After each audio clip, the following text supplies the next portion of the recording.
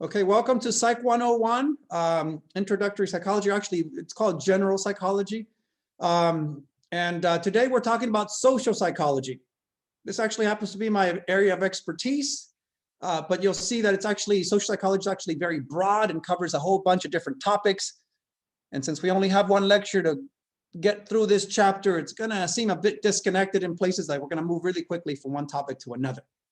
So we're going to talk about these things. We're going to talk about social perception. We're going to talk about attribution, what that is, right? And then we're going to get into intergroup relations, right? Some very important stuff there that I would really like to talk more about, but because of the holiday this Wednesday, I'm going to have to cut it a bit short and not say too much, not go on my usual, monologue or speech about a lot of this stuff, but I have a lot to say about that stuff, okay? But I'm going to have to cut it short and not say too much, okay? And there's other things there, multicultural psychology, which is actually, we're going to talk about that as part of intergroup relations. And then we're going to get into attitudes, persuasion, conformity, obedience, altruism. Some of those things are more interesting than others. But let's just get started and let's see how it works out.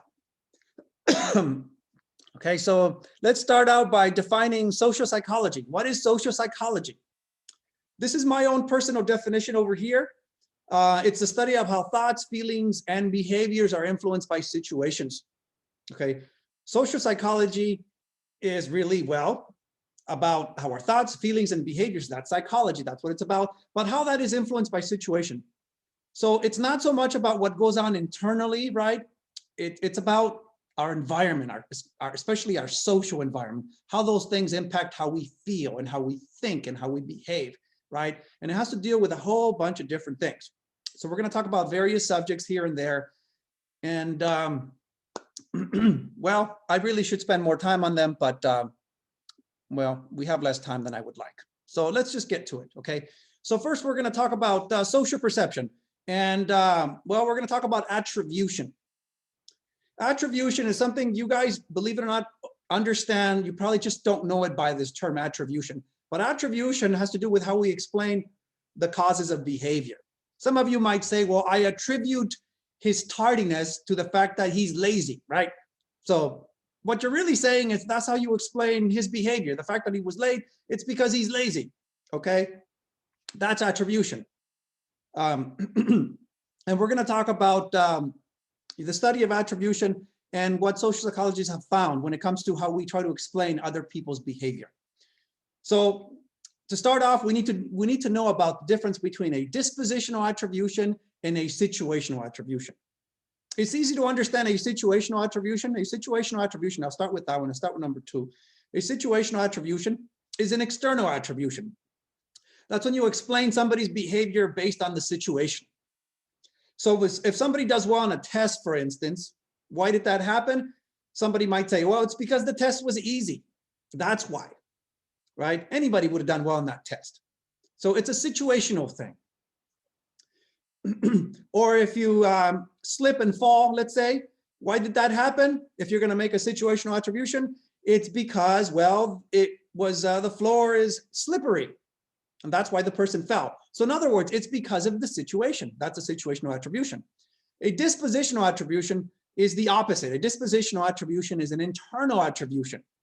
When you explain someone's behavior based on something internal, something about them. So it's based on what we call individual characteristics, something about their attitude, their personality, their ability, their motivation, something like that. So let's say someone does well on the test, right? Why did that happen?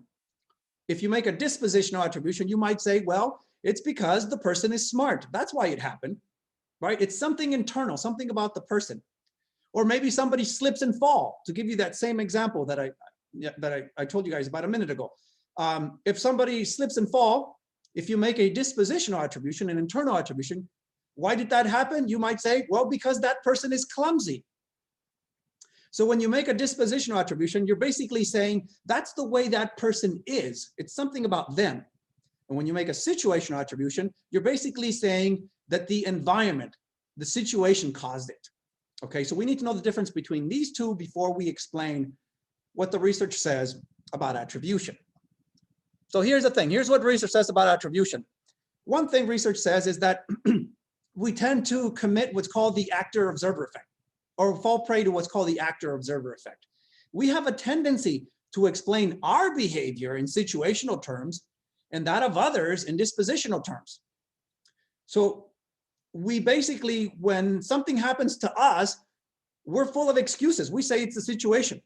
So if you fail the exam, you say, well, it's because I was sick, or I had too much to do, or whatever it is, right? You make excuses, right? You make a situational attribution. But when it's somebody else's, when it's somebody else's behavior, you're more likely to say that it's something about them. It's something dispositional.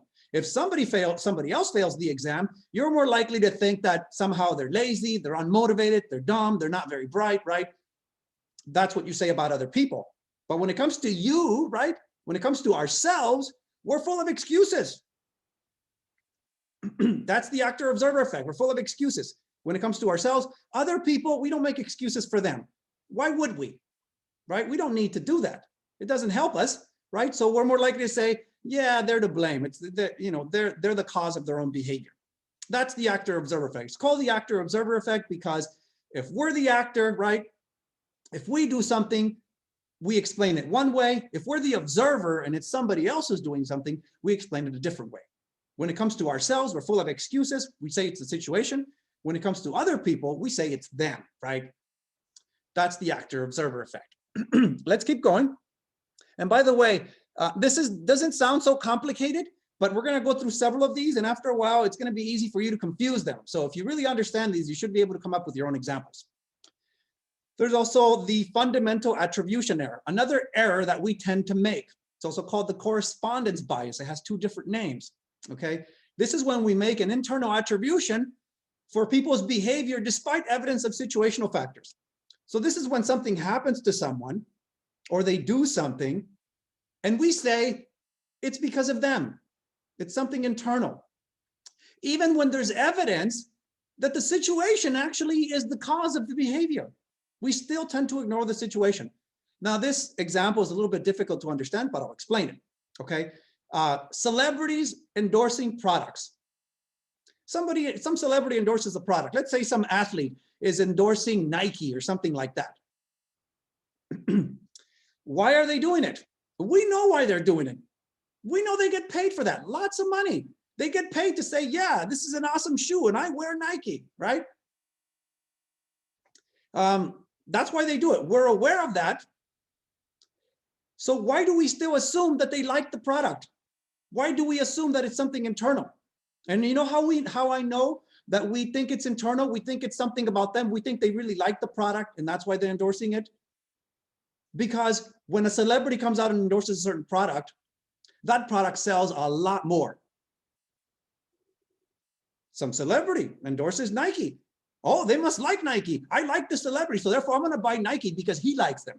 Like, no, not necessarily. He doesn't necessarily like Nike. He's getting paid to say that, right? So this is when we make an internal attribution. We say it's something about the person, when in reality, it's the situation.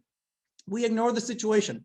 Notice this is part of the actor-observer effect. The actor-observer effect says we make internal attributions for other people's behavior, and we make external attributions for our own. So it's only like half of that one. But this one adds that even when the situation is readily available, or we can see the situation, we're aware of it, we still tend to ignore it. Another example would be, let's say you go to a restaurant. Let's just say you went to a restaurant, right? And it happens to be a holiday, like it's Mother's Day or something like that.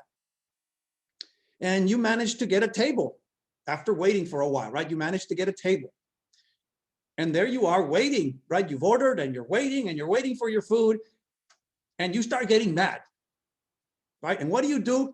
You blame the person who's supposed to be bringing your food. What the hell's wrong with this waiter, with this waitress? Why the hell is it taking so long, right? You start getting mad.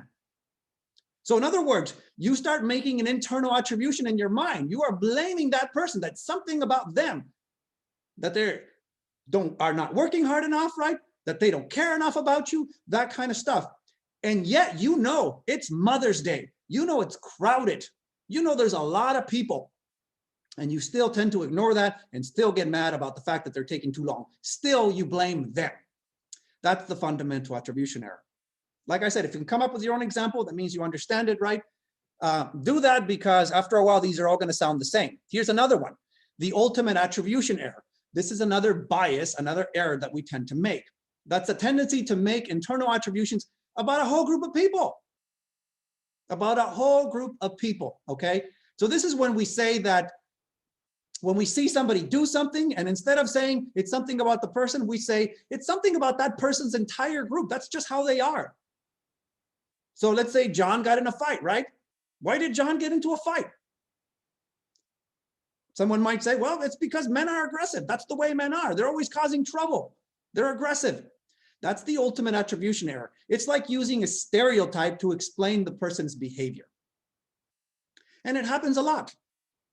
You know, it's an error, a tendency that people have, right? When they see someone, particularly when it's someone who's different than them, a different ethnicity, a different sex, a different type of person. Sometimes when they see something happening to that person, or they see them doing something, they say, that's just the way those people are, right? Those people are too emotional, or they're aggressive, or they're all criminals, or something like that. That's the ultimate attribution error. You're using a stereotype to explain somebody's behavior. But it's an error, it's a tendency that we have, right?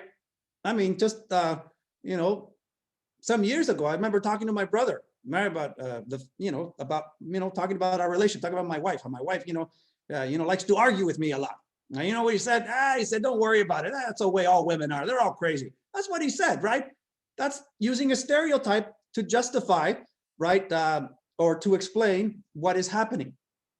Just like you say, oh, well, men are all aggressive, right?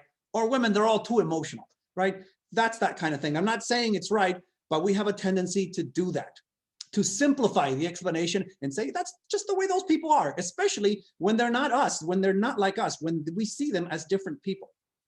And we'll eventually get to talking about different groups and prejudice and stereotyping and things like that. But this is something separate. There's also the self-serving bias, which is also called defensive attribution. This is when you use an attribution to maximize credit for success and minimize blame for failure. So let me explain that. The self-serving bias is when you basically, when something good happens to you, you want to take credit for it. So you say it's internal. When something bad happens to you, you want to basically make excuses, and then you say it's external, it's situational. So when you get a good grade, let's say in a class, you say, well, it's because you're intelligent, right? It's because you're awesome, right?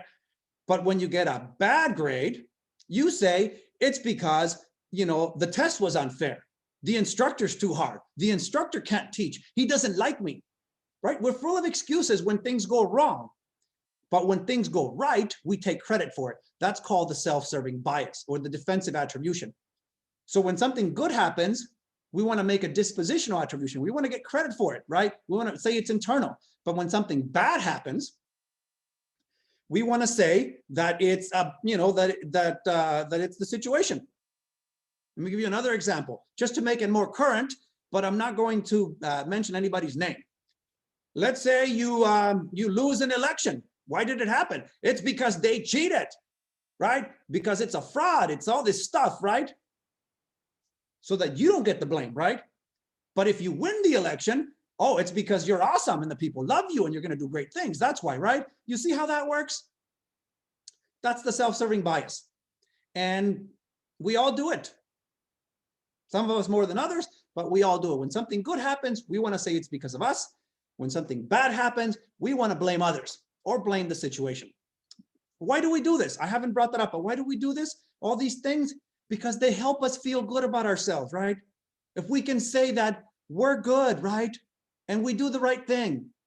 And when something bad happens, it's not my fault. It's because of the situation, right? That makes you feel better about yourself. That's why we do this. It helps protect our self-esteem, protect our opinion of ourselves. Another thing that's to do with attribution is self-handicapping. This is actually a bad thing that people do. This is when you intentionally put yourself at a disadvantage to provide an excuse for failure. You intentionally put yourself at a disadvantage. So let's say there's a test coming up and you don't expect to do well on it. Okay, so what do? You don't study, you procrastinate, and then you take the test and you fail. You made it harder for yourself on purpose. You didn't have to. You self-handicap. But now that you failed the test, now you can say, well, it's not that I'm dumb, right? It's not internal, right? It's not dispositional. It's because of the situation. It's because I didn't study. That's why. It's because I procrastinated. So in other words, you can make an excuse now and continue to believe that you are smart. It was really the situation. But it's self-handicapping because you did it to yourself. Whenever you procrastinate, whenever you take drugs, okay, whenever you don't follow directions, whenever you don't ask for help, whenever you don't study, all that is self-handicapping. We all do it at some point, right? But it happens a lot. Students do it a lot. I know most of you guys procrastinated when it comes to writing your paper. Some of you didn't write it at all. It doesn't have to be that hard. The class doesn't have to be hard at all if you just do what you're supposed to do, right? But we self-handicap. We make it harder for ourselves than it needs to be. But then when the bad things happen, we have excuses, right? That's how it helps us feel better about ourselves. Let's keep going. Now let's talk about intergroup relations, right? Now this is something of more of a touchy subject, right?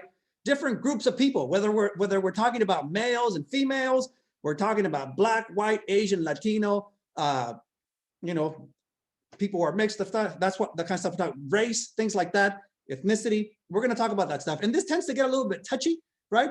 It tends to kind of upset some people. But because of lack of time, I'm not going to give this the amount of time I otherwise would. I mean, the attention that it deserves, okay? But I'm going to say some things about this, okay? So before we get into this, we need to know the difference between an in-group and an out-group. See, the in-group is the group that you belong to, right? You're in group, you're in that group. And an example, your racial group, right? If you're Black, the in-group is Black. If you're white, the in-group is white, okay? If you're Latino, the in-group is Latino, right? Or if you're male, the in-group is male. If you are Christian, the in-group is Christian, right? That's the in-group. That's the group you belong to, and we belong to multiple groups, okay? And then the out-group is the group that you don't belong to. That's the group that other people belong to. It could be another racial group, okay? So if you're white, the out-group is Black people, Latinos, everybody else. If you're Christian, the out-group is those other people who are not Christian, maybe Muslims, maybe Jewish people. See how that works, right? If you're male, then the out-group is female. That's the point. In groups and out groups, right? We all belong to groups whether we want to or not. Some of them are real groups, some of them are artificial. We'll talk about that, okay? I'll mention that. Actually, I don't know to what extent because I do have to cut it a bit short. So let's talk about these intergroup relations, right? I'm going to mention these things kind of quickly, but we think we understand what these are. I just need to remind you guys what these things are. We all know what a stereotype is. A stereotype is a generalized belief about a whole group of people. It's a generalization about people. Like, stereotypes are very common when like when you watch TV or you watch movies, right? Like this movie right here, How to Be a Latin Lover, right? Notice how stereotypical that is, right? There's this stereotype that Latino people are basically, very horny people. But you know what? What group of people isn't? We all have sexual desires, but it's that movie. At first, I kind of refused to see it. Like, I'm not going to watch that. Look at that. It looks ridiculous, right? They're stereotyping us. And the movie's about this guy basically who doesn't want to work that hard. He wants to marry a rich, older white woman so that he doesn't have to work. That's what the movie's about. But it's actually very funny.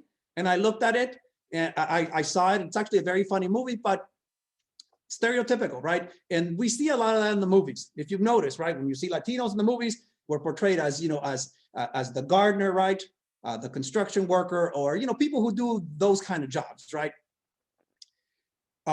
That's what you see. Now that is changing a little bit where we're starting to see things on TV that are less stereotypical, right? Now you're starting to see on TV, now you're seeing, when there's a doctor, now it's also a Black doctor. It's not always a white doctor. You're starting to see Black people as doctors. You're starting to see Latino people and other people also as leaders and things like that, right? Not always, following the stereotype. That is kind of changing, and that's a good thing. But there are stereotypes and they're still prevalent in our society. It's just when you think that a certain group of people is this way, you know, and there's positive stereotypes and there's also negative ones, okay? And there's neutral ones. Like a neutral stereotype about Latinos is that Latinos like spicy food, okay? That's neutral. Yeah, I like spicy food. A lot of Latinos do, right? We love the, you know, the jalapenos and the salsa and all that stuff. A lot of us do, right? But not all of us. But it's a stereotype. And some of them are good. Like I said, some of them are really bad and inaccurate, and some of them can be positive as well, okay? And I'm not going to get into stereotypes about different people. I don't really want to upset people. I'm sharing some about my own group just to be fair, okay? To define that for you guys. So stereotype really has to do with the thinking, okay? The belief. And then there's prejudice. Prejudice has to do with the feeling. Here's the thing about prejudice. It could be both a positive or a negative feeling that directed at a group of people. It doesn't always have to be negative. But prejudice, yes, fearing certain people, disliking certain people, yeah, that's a prejudice. But it's also a prejudice to like, for instance, your group more than that group. A lot of people say, well, it's not that I dislike those people, I just prefer my own kind, right? That's also prejudice. And you know what? Here's the thing about prejudice. We are all prejudiced, all of us. We're all more comfortable around people who are like us than people who are different, okay? It's just the way it is. Guess what? Rich people are prejudiced. They fear poor people. They think we're gonna rob them. They think we're going to stab them, kill them, and take their money. And we fear them too. We think that they're going to mistreat us, you know, and oppress us and things like that.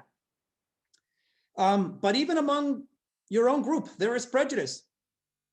How many times have you been, let's say, you know, to, let's say, Mexico or something like that, or some other country, your own people, let's say you are visiting, and you're afraid of the people on the street, the people, or you don't want to buy things from the street vendors because you see them as different, right? And you feel differently about them. That's a type of prejudice. We are all prejudiced, even toward our own people. No one is non-prejudiced. We are all prejudiced. But sometimes it can be a bit more negative than other times. Hating certain people, disliking, you know, xenophobia, which is fear of foreigners.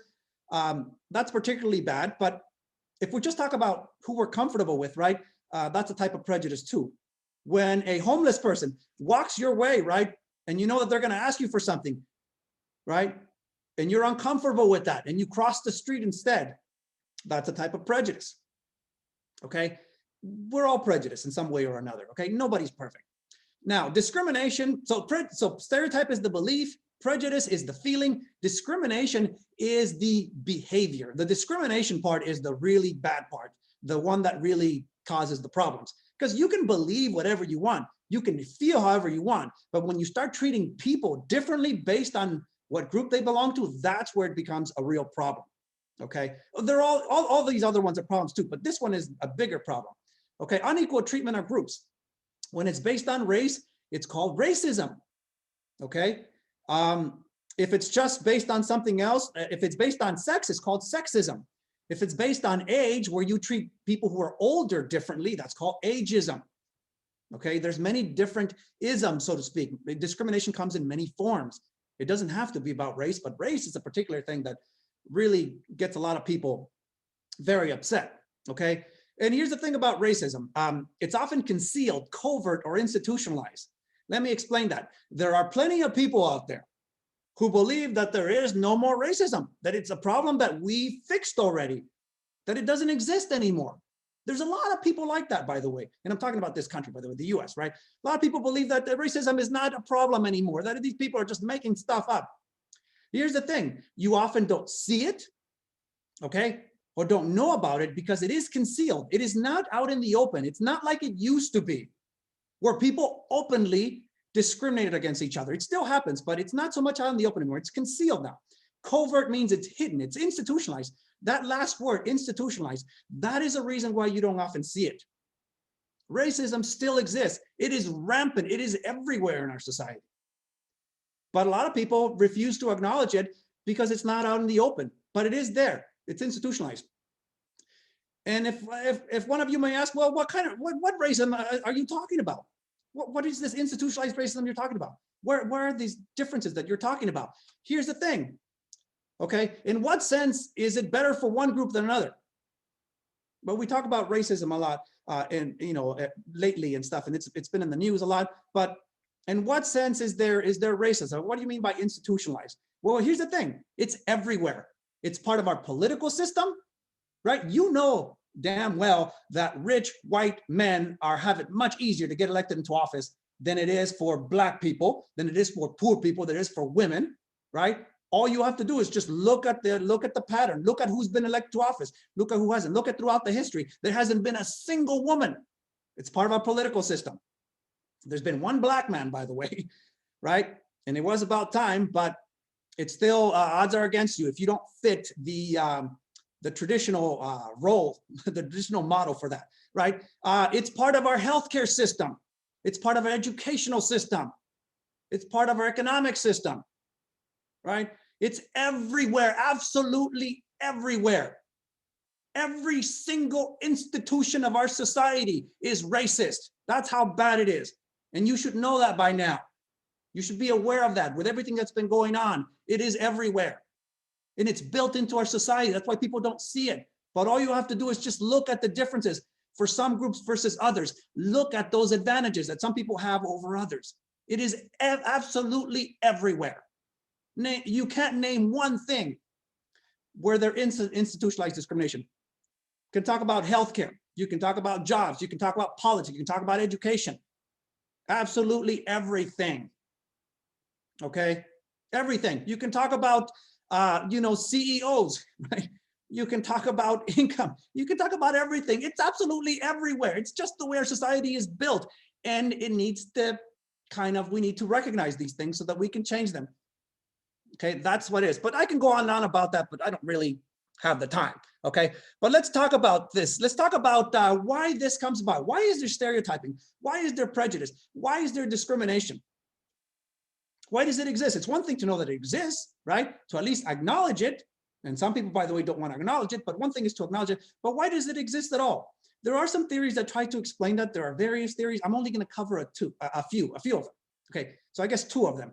One of them is realistic conflict theory. It basically says that stereotyping, prejudice, discrimination is caused by competition over scarce resources. In other words, we are fighting over jobs, right? There's only so many jobs and so many good jobs, and not everyone can have a good job. And that means that some people are going to lose out. And guess who that's going to be? It's going to be those with less power. It's going to be those that are in the minority. It's going to be certain people that are going to lose out over others. There's only so many good neighborhoods. We can't all live in good neighborhoods, right? We can't all have the good paying jobs. Schools, right? There's good schools and there's some schools that are not so good, right? Well, guess what? Some of you are going to have to go to some of those other schools. Politics, right? We elect certain leaders. Some people are going to get elected, some people are not. This basically says that we're fighting over real things. We're fighting over money, we're fighting over land, we're fighting over power, we're fighting over influence, over lots of things. There's real things that we're fighting about. That's what it says. And that's why we stereotype each other. We say that other people are not as good, not as we are, right? That they're this way or that way. We stereotype and we're prejudiced. We like them less, prefer our group, right? And therefore treat them differently. That's the discrimination part. Social identity theory is another theory that says that this stereotyping, prejudice, discrimination is due to something else. It's due to identity. It says that stereotyping, prejudice, discrimination is caused by the need to have a positive identity of oneself and the group to which one belongs. That's what it says. So it says that all you need to have stereotyping, prejudice, discrimination, all you need is for people to think of themselves as different groups, right? To think about what it means to be Black versus white versus Latino, right? Bringing those things up, right? Those things, right?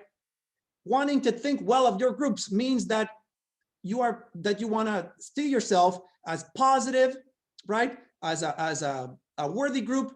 And what happens is that it comes at the expense of others, that your group is better than that group. That's identity. You're more worthy. Your group is smarter, better, or whatever it is. That's about identity. It doesn't even have to go, it doesn't have to even be about anything real, right? If you just think about Democrats and Republicans, those are two artificial groups. Now they do believe different things, but they're two groups that have been created. And creating those differences is enough for them to stereotype each other, to hate each other, and to treat each other differently. Any group, right? Social identity says that we need to feel good about our groups. And when we do that, it basically comes at the expense of other groups. If you think about what you've been hearing out there, remember something that's been in the news lately a lot about this whole thing about nationalism, white nationalism, that certain people are basically promoting, right? What is that? That's just the need to feel good about being white and who you are. And it doesn't sound that bad. The problem is that it leads to stereotyping, prejudice, and discrimination for the other groups, right? Just feeling good about our identities or whatever it is. The KKK, it's all about identity, right? The thing about Hitler, right? What is it that drove Hitler to want to murder all those bunch of people? It was social identity, talking about the Aryan race and how certain people are better than others, and these people deserve to be exterminated, right? It's a very dangerous thing to be promoting, social identity at the expense of other groups. But it's according to research, it's one thing that drives these problems, right? Just this issue about identity, thinking of ourselves as being different people belonging to different groups. It's a very bad thing, okay? And I'll talk about that more in a moment right now, okay? Now, how do we fix some of these problems? And I do want to point out that not everyone agrees with this, okay? But we should emphasize multiculturalism. The idea that we should give equal status, recognition, and acceptance to different ethnic and cultural groups. Equal status, right? We're all worthy. We're all good, right? No one is better than anybody else. It doesn't matter if you have more money, or you think your group is smarter, or you think that your group is different. It doesn't matter. We're all equal, and we deserve to be treated equally. We all deserve equal status, recognition, and acceptance, right? And we need to accept ourselves and others as well. Emphasize that. And a very good example of that is the Olympics, right? Here's the US Olympic team. I don't know from what year this in. I think Michael Phelps is there. That was some years back, right? But if you look at the US Olympic team, right? It's made up of a bunch of different people. It's not just white people, but it's also black people. There's Asian people, and there's Latino, and there's all kinds of people, okay? And who kicks ass at the Olympics? The US. And you know why that is? It's because of our diversity. It's because of that. Because we have the best of everyone, it seems. We're very, very good team there. Think about the military, right? Think about our music, our art, our culture, right? All these different groups coming together to make our life better, right? To make our life more interesting. Think about the different kinds of food you can eat. Think about the music especially, right? Diversity, multiculturalism is a strength. It's not a bad thing. But by the way, not everybody agrees with this. I will tell you that there are those people who believe that that this nation should only be for white people, not for those other people, right? That's a very bad thing to believe in. No, it's, you know what? Diversity is a good thing. It makes us stronger. It makes us better. It makes us more interesting. It makes us more powerful. It really does. But there are those who reject this and say that this doesn't work. They say that we need to believe in this, and this, and we all need to be this way. Baloney, okay? Bullshit. We don't all have to be the same. We are all worthy, and we all deserve equality. We all deserve to be treated better. And those who don't believe in that are backward and behind the times. Okay? The tide is against them. But some don't want to accept this. But yes, diversity is a wonderful thing. It's a beautiful thing. And it makes us stronger. It makes us better. Doesn't make us worse. More about this. Some other terms here that I want you guys to know, and I should probably move a little bit faster because these are, very emotional topics, and I could really go too far in talking about this, and then I run out of time. Okay, but I have one lecture only. Okay, cultural relativity is the idea that the behavior must be judged relative to the values of the culture in which it occurs. There's a typo there. It is called, right? Wait, that shouldn't be there. But cultural relativity, you know what? Behavior, it can differ. Different cultures, different types of people, okay? I'll give you an example. In some cultures, it's acceptable for men, for instance, when they greet each other, to give each other a kiss on the mouth. Some cultures kiss each other, right, when they greet each other. In the US, people don't do that here, right? Kissing each other on the mouth, two men, right? They'd say that is homosexuality, right? No, it's not, right? You have to judge the behavior relative to, and I'm not saying homosexuality is bad, by the way. You have to judge the behavior relative to the culture, okay? All kinds of things. When it comes to driving, in some groups, right, they believe in assertive driving, right? That you have to make room, right? You have to get the nose of the car in there and make room so you can merge. Where other groups just believe like, okay, wait until there's a space, right? But you have to judge the behavior relative to the culture, okay? Some cultures see certain behaviors are acceptable, others see it as not acceptable. But you have to know that these cultures differ and that they judge behavior differently. Acculturation, something else you need to know about, that's when you adopt the behavioral practice, attitudes, values, customs, and beliefs of another ethnic group. It happens, doesn't matter where you are. People come to the US and they readily adopt these behavioral practices, whether it's celebrating Halloween or Thanksgiving. And I bring those things up because you know what? They don't celebrate Halloween, Thanksgiving in other countries. It's totally different holidays over there, okay? Or dressing in jeans or listening to the music. All that is part of acculturation. It happens. It's not necessarily bad, but it's bad when it's forced. When you're forced to acculturate, forced to look a certain way, forced to believe certain things, that is bad.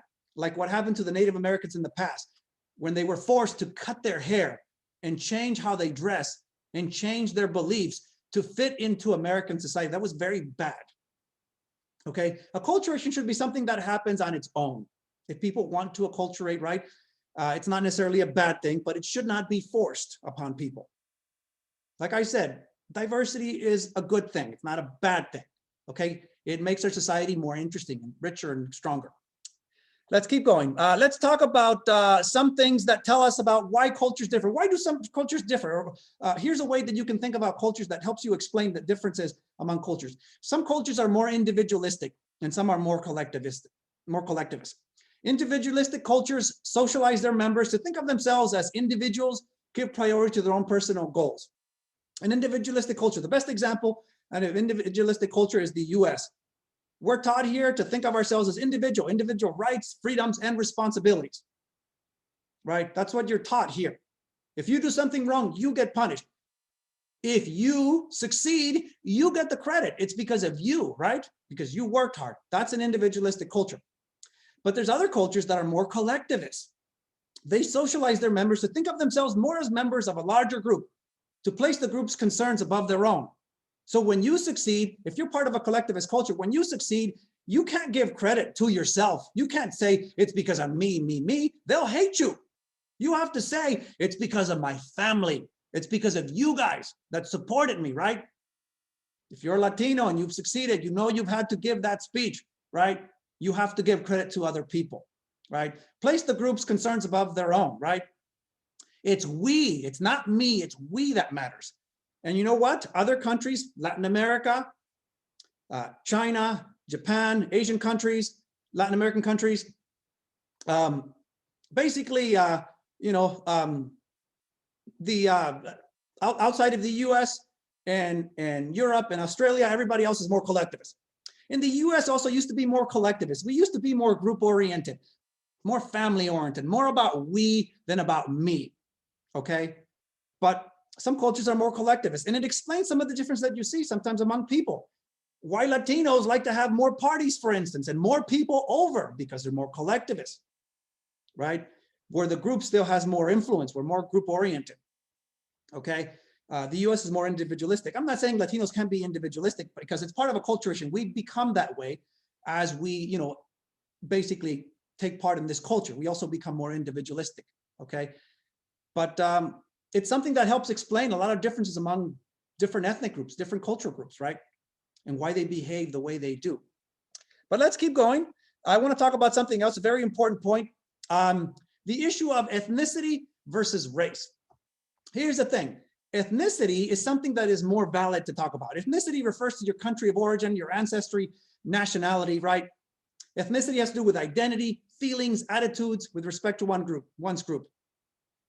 Okay. Race, on the other hand, has to do with your phenotype or your physical characteristics, physical traits. Race is nothing but your physical appearance. And race, it says there, is socially constructed. Race is fake. That's what that means. It is something that was created to distinguish among people, to differentiate. It is something that was created during colonial times when the European countries were colonizing this country and this continent, and they say, okay, we're this, you guys are that. That's where it started, okay? And it's actually fake. It is made to distinguish among people, and scientifically is actually meaningless. Ethnicity, on the other hand, has to do with your identity and your customs and beliefs and things like that, and about where your ancestors come from. That is a bit more, a bit more realistic, okay? And that's a bit more acceptable to talk about. These two people are here. I'm showing you this picture. This was a very popular group in the 80s, Hall & Oates. Guess what? Those two, right? If you want to talk about race, those two are exactly the same race. They have the same race, believe it or not. And that really throws a lot of people off and say, what? They're the same race. But I said, no, I thought that guy's clearly white, the guy on the left. But that other guy, no, that guy's a brother, isn't he? He's black, right? No, he's not. He's also white, believe it or not. These two have the same race, but they have a different ethnicity. Ethnicity is something that is more real, that matters more than race. Race is very inconsistent, and the definition of race, by the way, keeps changing. What used to be considered white was very different 100 years ago than it is today. In the past, white did not include Italians. It did not include Jewish people. It did not include a whole bunch of people. It only included basically the Northern Europeans. Of course, now it's changed because race is actually something that's phony. It's made up, right? But you can see how ridiculous it is when you look at this picture. These two people are the same race, but they have different ethnicity. Race doesn't even exist. It is fake. It is not real. We shouldn't even be talking about it. And when we talk about it, we just get each other mad, and we're creating distinctions where they don't exist. I'm not saying that people aren't different. They are different, that people can differ, but they differ by ethnicity, not race. Race is fake, okay? It's made up. All right, that's all I'm gonna say about that, because even though I try not to do it too much, I still was ranting a little bit about that, but I would say a lot more if we had the time, right, that I usually devote to this. Let's talk about something else that's not as touchy, not as sensitive. Let's talk about attitudes, okay? Social psychology, yes, includes the study of many different things. So attitudes, what's an attitude? An attitude is a stable belief or opinion about a particular thing or person, okay? It's something it's a belief or opinion. An attitude implies that you feel a certain way about something. It implies evaluation. You think something is good or bad, right or wrong. That's an attitude. It could be something as simple as I like ice cream. That's an attitude. Or it could be something as complex as your belief about abortion, whether you believe in freedom of choice or you're pro-life, whatever you want to call it. People call it different things, but it means you feel a certain way about that thing. Okay, and people view these things in different ways, but it doesn't have to be necessarily that complex. It just means you have a certain belief about something. And we're not going to get into those touchy things anymore. It's more about other things now. Okay, now what I want you to know about attitudes is I want you to know about a certain theory called cognitive dissonance, proposed by Festinger. And by the way, I'm not giving you citations anymore. Okay, the paper thing, it's done. I've graded that. So I'm not giving you the examples. I'm not citing everything anymore. I'm not giving you references, okay? So I'm just gonna mention things now without citing them, okay? So cognitive dissonance theory was proposed by Festinger, okay? And the theory says that, that there are unpleasant feelings that are experienced when you hold contradictory thoughts or attitudes. So when you can have two attitudes or two thoughts that don't match. If you're aware of them, you can feel unpleasant. Or your behavior doesn't match your attitude. If you're aware of that, it can make you feel unpleasant. Here's some examples, right? You think you're a smart person, right? You consider yourself smart, but you fail the class. Those two things are inconsistent. On the one hand, you're thinking, okay, I'm smart. And on the other hand, you're thinking, I failed the class, right? Guess how you feel? You feel this uncomfortable feeling, this unpleasant feeling. That's called cognitive dissonance. I'm going to make you guys experience some cognitive dissonance right now. When I bring up this next one. You care about your health, right? You care about your health. You want to live a long time, right? Right? But you smoke. Some of you smoke. And whenever somebody brings that up, you don't feel very good, do you, right? You care about your health, but you smoke. Those two things are inconsistent. Smoking will shorten your life. Okay. And whenever you're made aware of that, whenever you're made aware of the fact that you smoke and that you also care about your health, you don't like it. You feel uncomfortable. Okay. Here's another one, even more cognitive dissonance. You love your spouse, but he or she cheated on you, right? You love them, but they cheated on you. You feel awful. That uncomfortable feeling, right? Those two things are inconsistent. By the way, I just want to point out, we all have inconsistencies in our lives. Sometimes we're not aware of them, and that's why we don't feel bad about them, or we don't feel unpleasant. A lot of people smoke and don't feel bad about it. Why?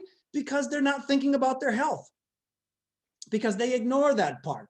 If it doesn't come to mind and nobody tells them about it, they don't really feel bad. It has to be salient. That means they have to be thinking about it for it to affect you. But maybe you're not aware of the inconsistencies in your life.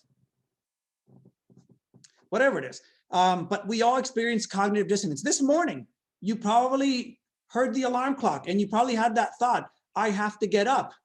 But you also had another thought, I don't want to get up. I don't want to go to class. How did you feel? You felt awful, didn't you? Right? That's cognitive dissonance. That mismatch between one thought and another, or between what you're thinking and what you have to do, between what you're thinking and your behavior. That's called cognitive dissonance. And it's important, right? But we don't have time to talk about all the different ways in which it's important. I'm just mentioning it because now we're going to talk about something a little bit more interesting, something called persuasion. Persuasion, right? There's two ways you can be persuaded. There is the central route to persuasion, where you carefully evaluate the information, you carefully think about it. Think of the central route to persuasion as when you use your central nervous system, you use your brain. If you're going to be persuaded in that way, it requires a lot of time and effort, right? You're going to think a lot about the subject. You're going to think a lot about the message. You're going to do the research, so to speak. You're going to think about it. More common with intelligent people. Intelligent people, of course, are more likely to think about what something really means, right? More likely to do the research and find out if they should really believe something or if they should really buy something, that kind of stuff, right? That's the central route. There's also the peripheral route to persuasion, where you don't really use your brain there. With the peripheral route, it's all about appearance. It's about reputation. It's about the number of arguments. The peripheral route is basically when you just go with appearance. It requires little time and effort and is more common with less intelligent people. And here's the thing. We all fall prey to the peripheral route every now and then, okay? Even if we're smart, often we are still convinced via the peripheral, where we decide not to think about something and just go with the appearance or just go with what it seems, okay? Go with popular opinion. That's the peripheral route. The peripheral route is when we don't think for ourselves. And I wonder if I provided you guys with some examples here. I was working on this last night, but I don't really have, I guess I don't. Because this, I had to shorten the lecture, the PowerPoint, to make it fit in here. But let me give you some example. Okay, so I don't have, in the longer version of the lecture, I had some visuals there. I had some ads, right? So you can think about ads and how they try to persuade you about certain things. But I'll just bring some of those up. When they try to sell you a car on TV, or they're telling you should buy this car, are they trying to persuade you via the central route or the peripheral route? It's always the peripheral route. It's always like, look at this car. Doesn't it look good? Look at all the fun you're going to have, right? People are going to like you. It's the number one selling car or the #1 selling truck. It's all peripheral. If they're trying to sell you alcohol, it's always people partying, having a good time. It's all peripheral. If they try to persuade you via the central route, it would be a very different message, and they almost never do that. The central route is when you carefully think about the car, right? If you're going to buy a car, it's about, okay, how much does it cost? Can I afford the payments? What's going to happen to my insurance? Is it reliable? Is it safe? All that is the central route. That's when you think about it. But peripheral route, it's like it's all about appearance. Hey, look at this car, right? You're going to have a good time. People are going to like you. You know, that's the way they try to sell us things on TV.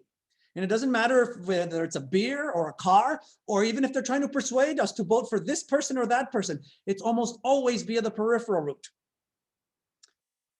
All right, let's talk about persuasion strategies now, because I need to make sure I get through this. There are different ways in which people try to persuade you. And you may not be aware of these, but these techniques are very commonly used by salesmen. And there's hundreds of them, by the way. I'm only going to mention a few. The foot in the door technique is when they try to persuade you by first making a small request that is accepted, and then they make a larger request. So first they ask you for something that's no big deal, you accept it, and then they ask you for something that is a big deal, okay? So they might ask you something like, hey, would you sign this petition? Would you sign this petition to earn world hunger? And you say, sure, I'll sign that. I believe in that. That's a good cause, right? You sign there, right? And then they follow it up with, okay, will you donate some of your time? Will you help us, right? Raise money for this cause. Will you donate some money? That is a lot harder to do. But the fact that you said yes to the first thing makes you more likely to say yes to the second thing also. That is the foot in the door technique. You have to first get your foot in the door. You have to make a small request first. First, ask for something that's no big deal. They say yes, and then you follow that up with something that is a big deal. They're more likely to say yes to the second thing if they say yes to the first thing. Okay, that's just the way it is. That's one way it works. It's very commonly used by door-to-door salesmen, right? We don't really have those anymore, but in the past, there used to be these people who would come door to door, try to sell you a vacuum or a coffee maker or something like that. And they would go to your house and they would ask you, they first ask you, oh, how are you doing, ma'am? And say, oh, I'm doing fine. And then they would ask you something. They would ask you something that's no big deal. They would say, can I come in? Can I talk to you about something? Can I come in? And you're a nice person. You say, oh, sure, you can come in. Yeah, I'll talk to you. Go ahead, come on in. You just said yes to something. You just accepted them. You just told them it's okay to come into your house. Now that they're in there, now they're going to try to sell you something. And it's going to be harder for you to say no to them now that they're in your house because you're a nice person, right? You let them in. And now it's hard for you to be a mean person and say, no, I don't want your damn vacuum, right? I don't want your pots and pans or whatever you're trying to sell, right? If you let them in, you're more likely to agree to the second thing, to agree to buy the thing you're trying to sell. If you don't want to fall prey to that, don't accept the first thing. Don't even let them in, right? But that doesn't happen anymore. They're not coming to your door anymore trying to sell you things. There's also the door in the face technique. That's the opposite technique. That's when they first make a large request that's likely to be denied, and they follow it by a smaller request. This is what happened to me. They call me up from USC. Hey, would you like to donate $1,000 to USC? And I said, hell no, I'm not giving you guys $1,000. What do you think I am? Oh, you think I'm rich or something like that? And they say, well, what about 500? No. 200? No. 100? No. By the time they got down to 20, it seemed like almost nothing. And I said, fine, I'll give you guys 20 bucks. They got some money out of me. USC, right? They raised billions of dollars every year, and they managed to get some money out of me through this technique. I didn't want to give them anything. I know they raised a lot of, they raised billions of dollars every year from their alumni. A lot of rich people went there and they give them plenty of money, but they call up a whole bunch of people, the people who graduate from there, asking for money. If they start out with something big, right, that you're not likely to agree to, and then they follow up with something small, that's called the door in the face technique. Similar thing when you're going to buy a car. When you're going to buy a car and you're going to get down to negotiating, right? They always start out with, hey, you want, well, here's what the dealer is asking for. Will you give us this much for the car? It's like $32,000 for a $20,000 car. And if you know what you're doing, you say, hell no, I'm not giving you $32,000 for that car. It's not worth $32,000. And they say, well, what about 27? What about 25? They get it down, right? And you keep negotiating. By the time you get to the real price of the car, you think you're getting a great deal, and you're not. But they almost always ask for something at the beginning that is just unreasonable. It's too much. That's the door in the face technique. First, ask for something that's likely to be denied, and then follow it up with a smaller request. You're more likely to agree to the second thing because it seems like so much more reasonable compared to the first thing. All right, let's keep going. There's also the bait and switch technique. I'm wondering if I'm going to get through all of this. I'm going to have to, right? The bait and switch technique is when they offer you a good deal on something, and then they change it on you after you agree to it. So they offer you a good deal on a car, and then they say that, well, you know what, we can't really give it to you for that price. There's certain things that, raise the price.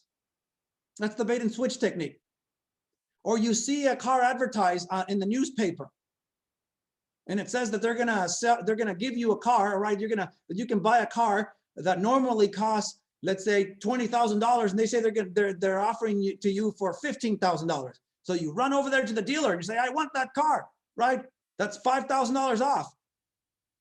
And they look at you like, what are you talking about? The cars cost $20,000, right? That's the bait and switch technique. They lure you in with something, and then they give you something else. It happens a lot. And it's not just car salesmen. It happens everywhere. When you buy a home, right? You go to those home builders and you go in there and you look at the model homes and they look beautiful, don't they? And you say, yeah, I want this one. So you sign up for it, right?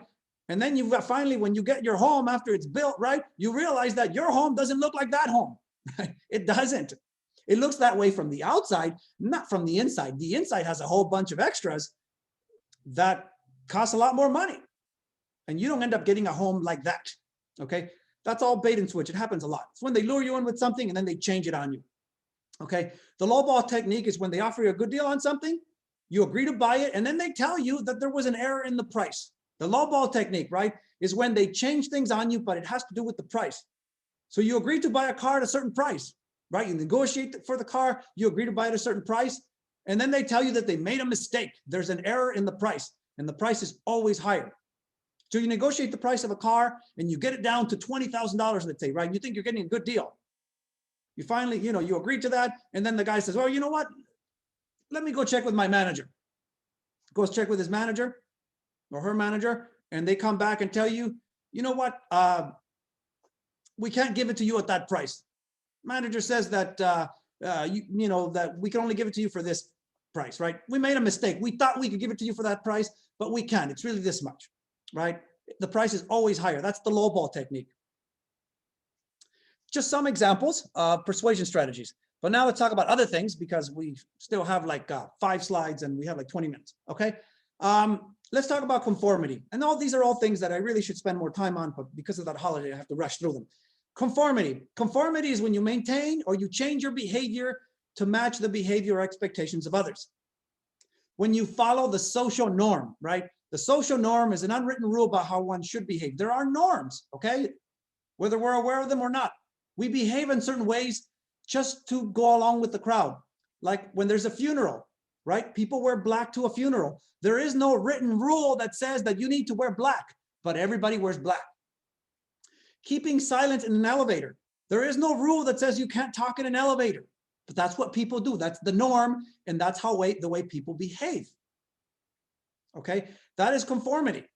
When we go along with what other people are doing, they're not telling us to behave that way. There's no rule, but we go along with it anyway. That is conformity. And here's a study on conformity so you can understand it a little bit more. The Ash line study, okay? Here's the method section, right? Participants were asked to match a line with one of 3 other lines. So they show you a line and they ask you, which of these 3 other lines most closely matches the length of that line, right? Here's the thing. There are phony participants that give the wrong answer first. There are other people in the study who are pretending to be real participants and they deliberately give the wrong answer. And then they ask you, do you conform? Do you follow the norm? Do you go along with them? Because the other participants say that it's this one that most closely matches. But obviously that's the wrong answer. So do you give them the wrong answer? Do you follow the norm? It's basically like when somebody, like if 3 people say that a certain cup of coffee tastes really good, and then you try it, and now they ask you, hey, do you think it tastes good? 3 other people said it tastes good. Are you going to go along with them and say it tastes good when it doesn't? Right? That's that kind of thing. Results show that 70% of participants conformed at least once. 70% of them gave the wrong answer on purpose just because other people did that. Conformity was greatest when other people are unanimous. When everyone agrees, right, it's hard to say that you disagree. If one person disagrees, conformity drops to 25%. If there's one person who will go against the crowd, then that makes you feel more powerful, like, okay, you can go against the crowd too. Like right now, we're seeing it right now in our politics, right? There's been a certain election, right? Certain outcome. There's a certain group of people who are speaking out very loudly and saying, this is wrong, this is fraud, right? What are you seeing, right? You're seeing a lot of conformity. They're all saying the same thing, even though a lot of them don't believe it. Some people are disagreeing though. And when some people disagree, then it's easier for other people to disagree. That's what that's about. That's why this is important. It's important also for jury decision making. What if you're part of a jury? What if everyone believes somebody is guilty and you believe that person is innocent? Are you going to go along with the group, or are you going to say, no, you guys are wrong, right? That person is innocent. Conformity is a very powerful thing. And the research shows that we're very likely to go along with other people's opinion, even if we disagree, right? Because when other people are unanimous, when there's a lot more other people saying one thing, we're often go along with our own best guess, and we're more likely to go along with the group when we should really think for ourselves. Now let's talk about obedience. Obedience is a different kind of thing. Conformity is when basically you just go along with the group, but nobody told you to do that. It's just the group is behaving a certain way and you feel pressure to behave the same way. Obedience is when somebody tells you to do something, right? Somebody of authority. Obedience is when you change your opinion or behavior in response to a direct order from an authority. Obedience is when the cop tells you pull over and you pull over. It's when the judge tells you shut up and you shut up. That's obedience. It's when your mother tells you clean your room and you clean your room, right? That is obedience. That's a much more powerful thing. Okay. It basically when you obey authority, right? That's obedience. There's a very famous study that was done by Stanley Milgram. Okay. And it's kind of long, but I'm only going to give you the gist of it, just so you understand. Very important study about the extent to which people will obey an authority. The study is presented to participants as being about learning and memory. They're told that somebody has to have the role of the teacher. Somebody needs to read certain words out loud. And by the way, that always gets to be you. You get to be assigned. You are always assigned as the teacher. They're told you that it's random, but you as the real participant always get assigned to be the teacher. Okay. And then somebody else has to be the learner, somebody who has to repeat the words. And there's actually a phony participant, a fake participant, who you think is a real participant like you, who gets assigned to be the teacher. And your job is to teach the words to this person. And you're told that you must shock the learner for every mistake. So you get to try out, the shock, and you see that it hurts, right? And then they hook up this other person, right, the learner, to electrodes, to wires. And you read certain words out loud, that person repeats them. And when they make a mistake, you push a button and you shock them. You're also told to increase the voltage after every incorrect response. Every time the person makes a mistake, you shock them, right? And then the next time they make a mistake, you raise the voltage and you shock them again. The voltage can be increased from 15 to 450 volts. And here's the thing, you're told that if you get to 300 volts, if you shock the person at 300 volts, that's possibly deadly. You might kill the person. And by the way, you don't know, okay, that this isn't real. You think this is real, okay? And you also told that the learner has a heart condition. This other person who you think is a real participant tells you that he has a bad heart. And you're going to be shocking him, okay? The learner made mistakes on purpose. He acted because he's a phony participant. He's not really getting shocked, by the way. He's faking it. The wires connect him. They're not shocking him. So it makes a mistake. You shock him. Makes another mistake. You shock him, right? When you get to 150 volts, he says, hey, this hurts. Let me out, right? And the experimenter tells you, right? The experiment must go on. So you say another word, right? And he gets it wrong. And that, and you shock him again. When you get to 270, he's screaming in pain. You feel uncomfortable. You want to stop, but the experimenter tells you the experiment must go on. Please continue. All right. At 300 volts, the learner said he would no longer answer. He refuses to participate. At 330, there's silence. Maybe you killed him already. You don't know. But at each step, you're being told, please continue. The experiment must go on. You're being told by the experimenter, the person of authority. They want to know to what extent you'll obey. How far will you go? 25 out of 40 participants, more than half, went all the way to 450 volts. How is that possible? Right? You might say, right? How can people be willing to kill someone just because they're told by someone of an authority? You know why this experiment was done? Because of Nazi Germany. Because people were shocked when they discovered what happened, right? How could somebody like Hitler, right, give orders and have all these people kill those other people, kill millions of people. How is that possible? Weren't these people good people? Wouldn't they say no, right? So they did an experiment here in the US, and it turns out that we would probably do the same thing. Most people in this experiment went all the way, potentially killing somebody. And it doesn't even talk about 300. This is all the way to 450, right? And I've been saying this for years. What if we elect some crazy person, right? Somebody like Hitler that wants to do some crazy stuff, right? And I've been saying that for years. Now, luckily in the US, we have a balance of power. We have the Senate, we have the House, we have the presidency. So the president is not some dictator who could just do whatever the heck he wants, all right? We have some protections, but this says that yes, the same thing could happen here. And some very bad things have happened here. We are not immune to this, right? Psychologists didn't just think of this on their own. There's plenty of examples where this has happened. It happened in Nazi Germany. It's happened in Africa. It's happened in those Asian countries. In Cambodia, it happened. It happened in Russia. It's happened here in the US. Bad things have happened where people give out orders and people carry out those orders and then hurt and mistreat a bunch of other people, often killing them. In other countries, we've had millions of people killed because of that, right?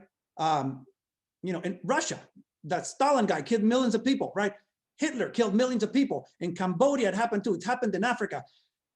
Here in the US, well, yeah, it's happened too, right? I'm not sure about, well, it's happened here too, right? We have our own really bad history here, right? Maybe not as bad as Germany, but some pretty bad things have happened here too. And we have to be careful, right?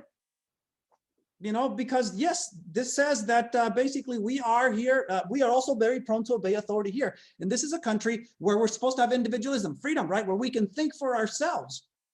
You have the right to say no, but this suggests that a lot of people would still go along with it. Still willing and basically to go and carry out an act that would be considered immoral, be considered really bad if somebody told them to do so.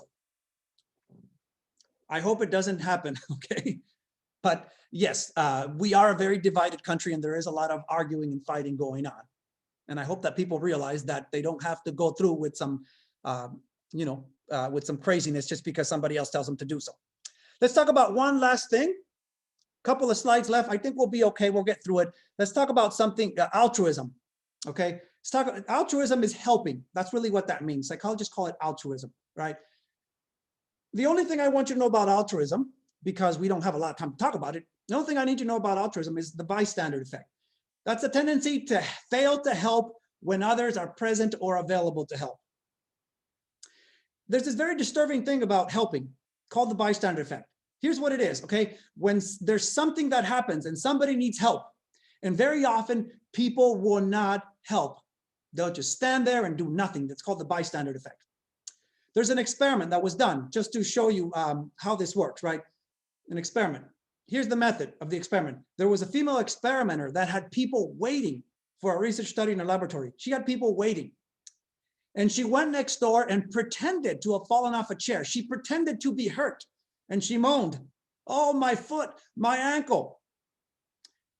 There were participants in another room waiting for an experiment. They didn't know the experiment had already started, okay? Participants were sometimes waiting by themselves. When they were waiting by themselves, when they're waiting alone, 70% went next door to check on her. So they helped, right? When participants were waiting with other people, when there were other people present, only 13% of them helped. So in other words, when there's other people around and somebody needs help, we are less likely to help. And that's a very disturbing thing because it often means that the person who needs help often will not get it. We are less likely to help if there's others present. Why does this happen? There's two reasons, according to research. One is diffusion of responsibility. We feel less responsible if there's other people present because they are considered equally likely to help. So if there's 10 people there and somebody collapses, then chances are we're just going to look at each other and no one's going to help. And that's a very bad thing. Okay, that's diffusion of responsibility. Another reason it happens is pluralistic ignorance, where we assume help is not needed because no one is helping or someone else can provide better help. Pluralistic ignorance is when we assume that there is that help is not needed because no one's doing anything. So we assume it's not a big deal. We don't need to help. For the sake of discussion, I will stop there, okay? And give us a few minutes to talk about this stuff.